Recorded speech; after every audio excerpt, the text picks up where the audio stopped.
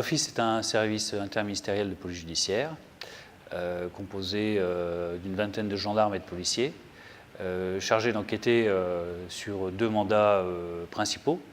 Le premier concerne les crimes internationaux les plus graves, à savoir les génocides, les crimes contre l'humanité, les crimes de guerre, les tortures et les disparitions forcées, pour des règles de compétences qui sont assez strictes pour des victimes françaises, des auteurs français et des auteurs étrangers ayant une résidence habituelle en France ou habitant en France.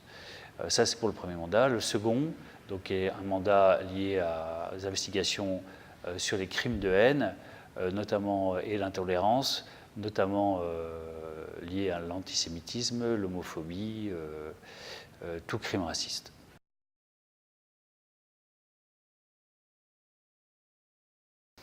L'Office a été créé parce que la lutte contre les crimes contre l'humanité impose une spécialisation.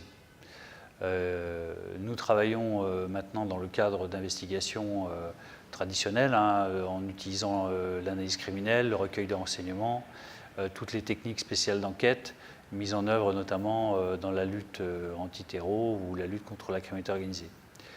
Deuxièmement, le travail d'enquête sur ce type de crime nécessite pour les enquêteurs de s'investir énormément dans tout ce qui est contexte géopolitique et diplomatique. Et enfin, il est évident que nous sommes assez éloignés de la scène de crime dans le temps et dans l'espace, ce qui nous oblige à faire un travail de recueil de preuves qui ont parfois disparu et bien souvent nous appuyer sur des témoignages qui sont souvent bouleversants. Et dans ce cadre-là, nous pouvons être amenés à nous déplacer à l'étranger pour entendre avec les autorités locales les différents individus, témoins ou victimes.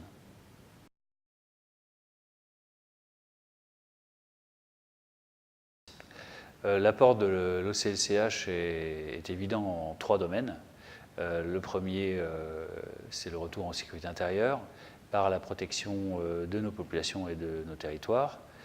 Le second est la protection du système d'asile, dans la mesure où certains individus le contournent assez facilement. Donc nous enquêtons dans ce cadre-là sur les exclus du droit d'asile. Et enfin, le troisième domaine, c'est la lutte contre l'impunité d'auteurs qui ont commis les crimes les plus abominables dans leur pays et qui sont confortablement installés chez nous.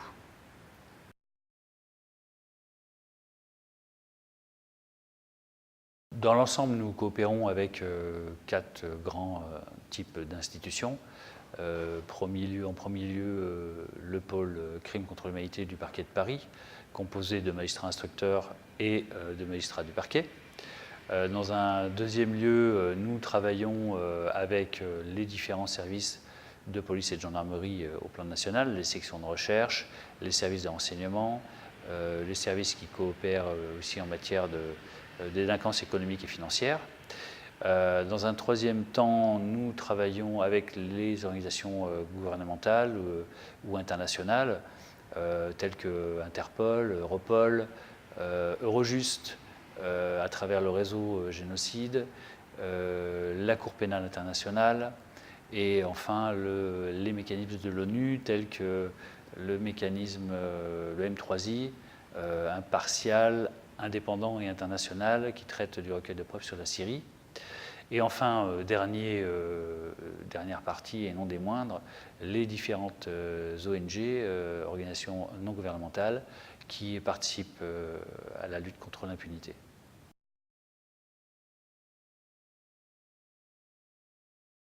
En conclusion, je dirais que le moteur de notre action, vous l'aurez compris, c'est la lutte contre l'impunité, mais aussi rétablir les victimes dans leurs droits. Comme nous travaillons évidemment sur les crimes internationaux les plus graves, ils sont imprescriptibles. De fait, la devise qui a été choisie pour l'OCLCH est Ora fugit stat jus, même si le temps passe, le droit perdure.